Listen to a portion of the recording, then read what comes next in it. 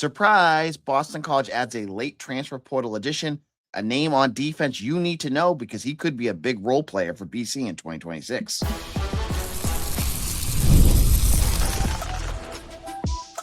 You are Locked On Boston College, your daily podcast on the Boston College Eagles.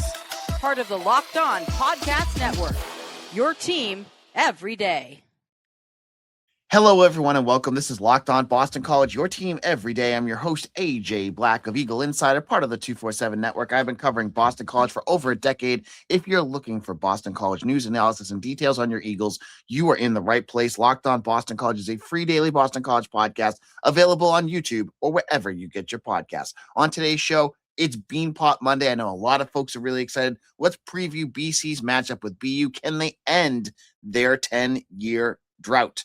We're going to look at a coaching change, a late one. We'll talk about who is out at BC and what that means for the Eagles, and a late transfer addition to the class. Let's kick that off. But before we do that, today's episode is brought to you by Mazda. We put that same drive into every detail. Wins define the moments. Putting in the work, that defines you. Stay tuned for highlights in this week's Moving the Game Forward. There's more to a Mazda because there's more to you. All right.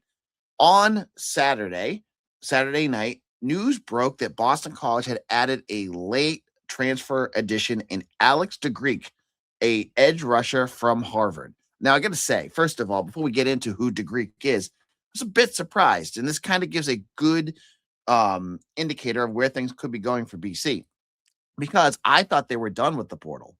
I heard that, maybe that there would be a move here or there, but it was surprising because DeGrieck is a pretty good player. This is the part that surprised me. I thought if they got a player, it would be kind of like what they got last year with, you added, Anya Nuisi and Chuck Nato, players that you're hoping would develop that haven't played a whole lot and from lower divisions. I kind of feel like it was going to be depth guys, but you look at what DeGrieck has done. This seems like a guy that could challenge to be on that starting defensive line for BC. He's a 6'4", 250-pound edge rusher who was all Ivy League last year for Harvard with 6 sacks, 21 pass hurries, which I think Drake May faced in the first half of the Super Bowl alone. And he was, one of the best edge rushers in his conference. So I think this is a slam dunk win for BC. I see folks already making jokes about like, oh, it's Ivy League. Like, you got your 2 edge rushers that you wanted that weren't Ivy League. You got Chris Jones, you got Demetrius Ballard, right? Jones is your high flyer, the guy that you want. Ballard is your up-and-comer. This is a guy who's played 890 snaps and has a Pro Football Focus rating around 80, which is really good. Now, he may not end up doing much of anything. That's the thing. That's the piece that we'll have to wait to see what happens. BC, to be fair, has not had great luck with transfers from the Ivy League. You look back at what they've brought in, and it hasn't been pretty.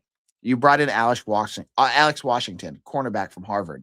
He lasted 4 games, was benched, quit the team, and never played football again at the FBS level, as far as I can see.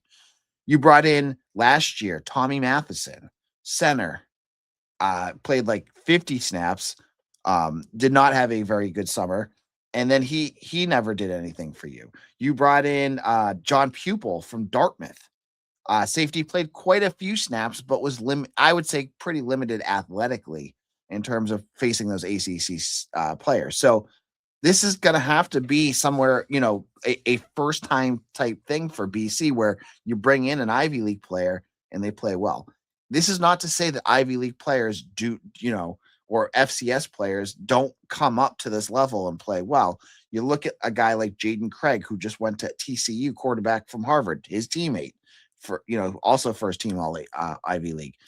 These are types of players, if you hit on it, if you find a guy that you think can develop into that next level type player, maybe you've hit on something. I love the size. That's the part that stands out to me. You brought in Chris Jones, who's 6'3", Ballard's like 6'6", and now you have a 6'4" guy. Jones is your smallest edge rusher, but you have 2 new solid-sized edge rushers. You want like bigger guys. Like the typical edge rusher is not Donovan Azaraku. Donovan Azaraku is 6'2", but again, I've said this before, he's kind of a unicorn. He's not the type of edge rusher you see typically being successful in the NFL. So to get bigger guys, that's a better fit, I think, and what you want to build more at that position. So again, I think this will not be the last addition for BC. I've seen people putting together like numbers of roster numbers or whatever. I believe that they'll probably add a few more transfers in the spring portal. It just seems like it'd be natural. So you'll be looking for graduate students. Okay. These are guys that I think they could, I'm not 100% sure, but I'm pretty sure that they can still enter now, if I'm correct, because they've graduated. I think graduate students can enter whenever they want. And maybe you'll find a spot or two there. So I get the sense this won't be just the last transfer for BC, but this is number 27. Now, remember, we lost Kevin Humes. You had him. Now, looking at that edge rusher position, how much better does it get adding in DeGrieck? I think that's how you say his name. I hope I get it right. Watch, I'll completely butcher it and find it out when I get the pronunciation guide on the first week of camp. But you look at, this is now 3 edge rushers that you've added in. You had to have. First of all, the edge rusher position last year wasn't good. Like what did you have? Like 2.5 sacks, I think, was the leading sack getter on your entire team. Q Hutchins, I think, was hurt. Edwin Kalengi's gone. And then you basically don't have much left there that, you have your younger guys, you have some younger guys and transfers that have come in, but no one's really who has established themselves yet. You need to have a battle. That's what this summer is going to have to be and spring's going to have to be all about, is this position battling, because you have a number of names, and it's going to be up to Jordan Thomas, the defensive line coach, Ted Roof, defensive coordinator, and Bill O'Brien to find out who the best 2 are. And if there's more, great. You can add them in for situational packages, whatever the case may be. I'm sure they're going to probably have to play more than 2, right? So the names you're going to be watching for. Ela Boykin came here last year from Barton College. It was a transition year to the FBS level. He's the one I think has a really good upside. And I think he could develop into something more, because we saw flashes at the end of the year where he started to look more and more like that kind of edge rusher that you need to be more disruptive on your defense.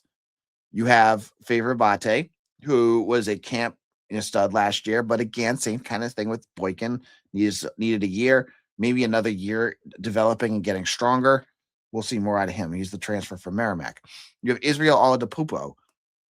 If you ever hear Bill O'Brien talk, he talks about him a lot. And the reason is because if you watch him at practice, he's really good. He was a true freshman last year.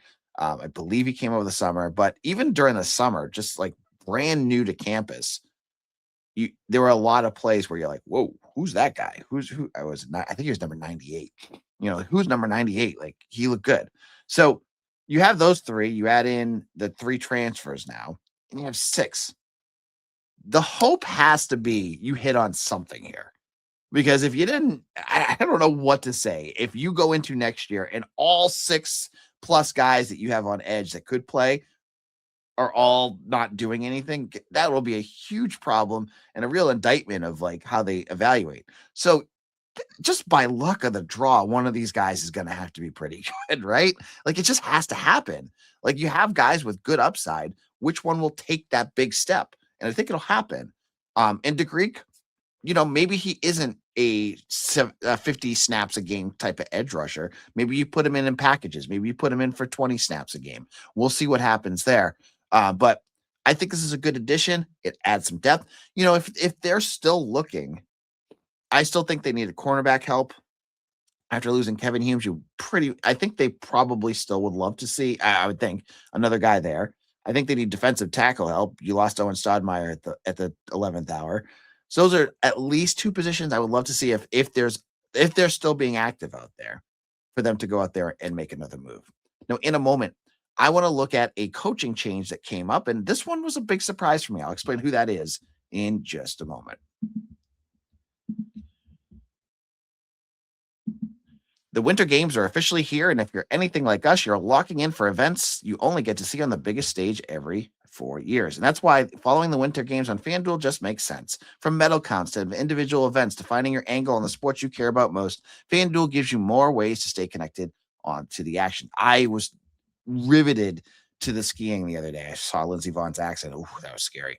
But the rest of the skiing was incredible. What was her name? Buzzy Johnson, I think her name was. Like, incredible skiing. I'm a skier myself, so to see them do what they were able to do, it's incredible to watch. When the winter games are on, and there's no better way to follow than on FanDuel. So follow FanDuel. Play your game. Locked On Boston College. And folks, it's the offseason, but it's not the offseason here at Locked On BC, and it's cooking on our Everydayers Club. If you have not joined yet, Everydayers Clubs are for all of you who love Locked On BC, want to take your fandom to the next level. We have a all access tier you got to check out. I do bonus content. I'm going to do a bonus content today about the struggles with BC basketball again, and one coach I want to see at BC. And it's not someone you may think. Everydayers will get to hear about that on the show.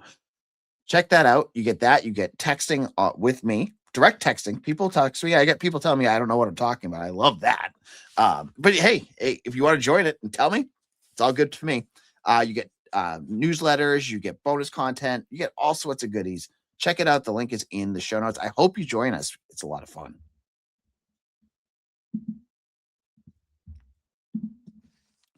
Locked On Boston College, AJ Black here. Thank you all who've made Locked On Boston College your second listen. And for all of you who have become part of our Everydayers Club, thank you for joining. I hope you're enjoying the service, and help tell other people about it, because I want more of you to join. Now, the second piece, I almost went live on Friday, but I was like, this isn't that big of a news item to go completely live. I'm going to save it for my Monday show because I want to talk about it. And that is that BC has another coaching change that they're going to have to announce. And Cory Robinson, their defensive backs coach, is taking a similar job with a bit of a bump over to Stanford. And he's going to become their defensive backs coach / passing game coordinator. That's the little bump. I'm sure he probably got a little pay bump with that too. So it makes a lot of sense. Now, this was just a cup of, what do they call it? Just a small stint in Boston at Boston College for Cory Robinson, who came in at like winter last year before spring practice to replace Ray Brown, who ended up with the San Francisco 49ers. He had big shoes to fill. I loved Ray Brown. I thought he was a great recruiter, did a good job with that group. And honestly, I have a hard time evaluating what Cory Robinson did this year. And this is to say, I'm not giving him an out, but I'm going to say, I have to preface this with, like, it's hard to gauge what happened because of all the injuries. And I know injuries shouldn't be an excuse, but he's the defensive backs coach. He lost his starting 2 defensive backs. He lost his starting nickel. And he had one of his defensive backs that was playing with a broken elbow. He had another one that probably shouldn't have been starting. He was put in a tough situation. That being said, last year was a disaster. I'm not downplaying that. That was it. You call a spade, right? Like, the pass defense last year was not good. And you probably would have hoped he could have got some of those guys up, but you look at what he had, like, even the younger players that you were expecting to jump up, guys I saw at camp, and I was like, oh, maybe he'll do something. They all got hurt. Ashton Townsend, hurt. Ashton Cunningham, hurt. Marcellus Townsend, hurt. Like, there wasn't a lot there. So could have this been an issue with coaching too? Absolutely. There could have been some issues with coaching. From my seat, it's hard to evaluate how a coach did when his entire roster was completely decimated by injuries. On the recruiting trail, I thought he was just starting to come into his own for BC. Like, last year, he landed Dejon Green, a kid that was originally recruited by Ray Brown, an Oklahoma kid. And I thought he did a great job of closing that because there were other schools going after him. West Virginia, there was, I think, Oklahoma State. There was a few other schools that were pushing hard for Dejon Green at the end, and BC was able to hold on to him. A lot of credit has to go to Cory Robinson for that, because that was a tough one, and especially when your team's struggling, to be able to keep him there.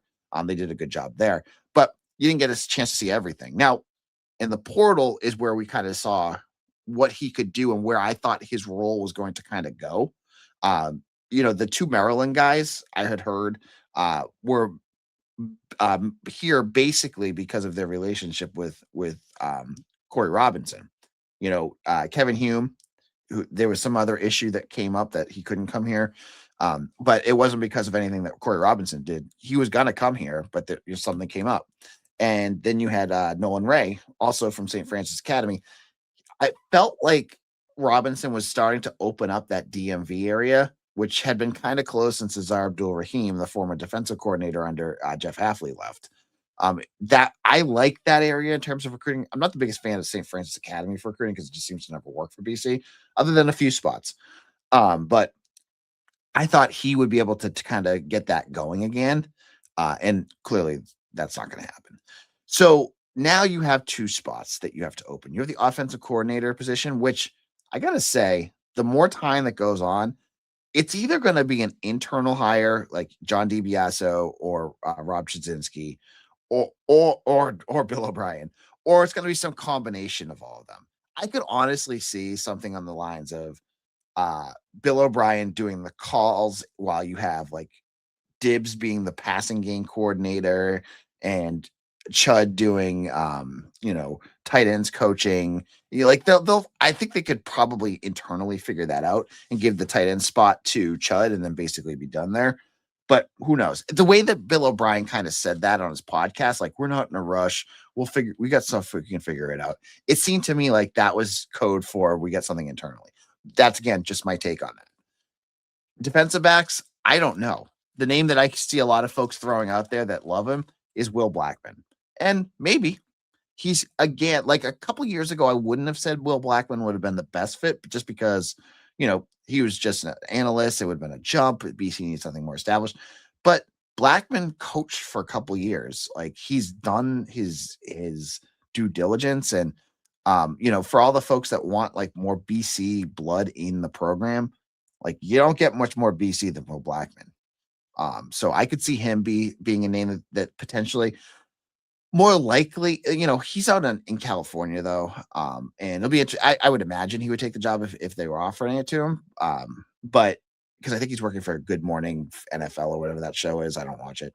But I wonder too, you go back to the Bill O'Brien coaching tree, and that's anybody that knows him, that knows Mike Vrabel, that knows, anyone like Bill Belichick, Nick Saban, Ryan Day. There's a million names. So folks keep asking me like, hey, what's the big board going to look like for this position? It's like, I could try, but Ted Roof came out of nowhere. They've picked some coaches. Kurt Anderson came completely out of nowhere. I don't know what else, where else they could go with that. So this, I don't think, is a big loss. Like, honestly, I say this about everything with BC when people are like catastrophizing every loss that you have. Yeah, losing Turbo Richard and Reed Harris and Omar Thornton was tough, but you're losing people off a 2-10 team. I can't say with a straight face that losing anyone is a catastrophe. Your team last year was a catastrophe. Any chance that you can reset multiple spots is fine with me. You're going to have a new running backs coach. You're going to have a new wide receivers coach, a new offensive line coach, new offensive coordinator, defensive coordinator. You're going to have a whole bunch of now cornerbacks coach.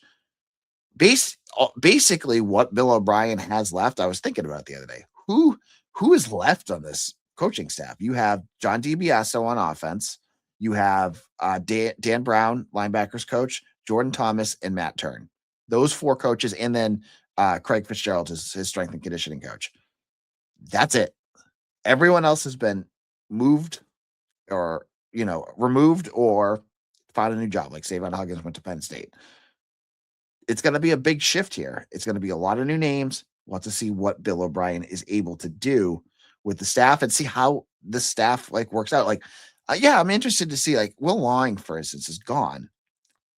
And if you replace him, like I said, with a three-headed monster or whatever, that's fine. But Dibbs is a pretty good recruiter, but he's a quarterback's coach.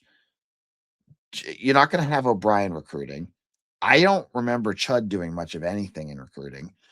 Does that help with recruiting at all? That's a piece that you always need to consider, right? And how would it impact the transfer portal recruiting? I think Chud would be a step in the right direction. He's an NFL former offensive coordinator. There's a lot to think about there. So this is another move. I don't know if there's going to be any others with the NFL kind of, it's interesting. You could see some moves happen because the coordinator spots, which BC wouldn't have any guys going to other than O'Brien, but he's not going anywhere. They're all filled at this point, it looks like. It's now the positional coaches, and that's where these guys can go. That's why where a Jordan Thomas, for instance, he has NFL roots. Could a team look at him? We'll have to wait and see. There's a bunch of different guys there. And then you got a guy like DiBiase. He's been here for a while. He's a Massachusetts guy. Could another program, give him a new opportunity? These are all things that could happen. Maybe it won't. Maybe it will. We'll have to wait and see. All right. In our final segment, let's talk hockey. Bad weekend for BC hockey, but they have a chance to turn around with a big win on Monday. I'll explain all about the Beanpot in just a moment.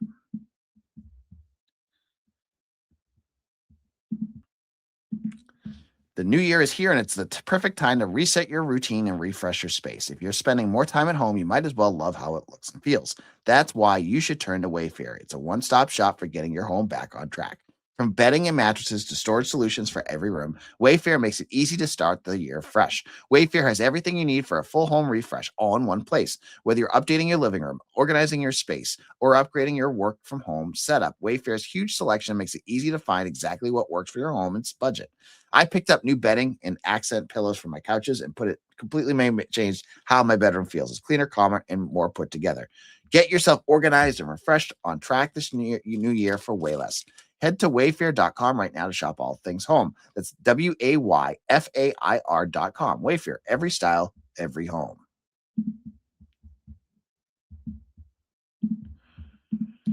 Hiring isn't just about finding someone willing to take the job. It's about finding the right person with the right background who can actually help your business move forward. And if you want candidates who match what you're looking for, Indeed sponsored jobs is the move. Because instead of hoping the right person stumbles across your post, Indeed helps you match with quality candidates by boosting your job listing to the people who fit your specific criteria, like skills, certifications, and locations.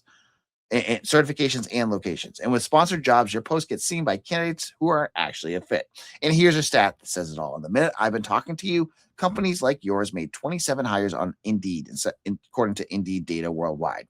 So if you're hiring, spend less time searching and more time interviewing candidates who check all the boxes with Indeed sponsored jobs. Listeners of this show will get a $75 sponsored job credit to help you get your job the premium status it deserves at Indeed.com/podcast. That's Indeed.com/podcast. Terms and conditions apply. Hiring. Do it the right way with Indeed.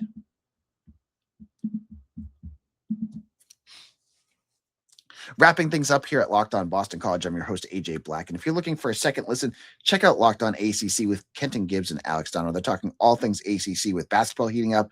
You're not going to want to miss the latest episode with the gang. All right. This Monday, if you're listening today, is the Beanpot.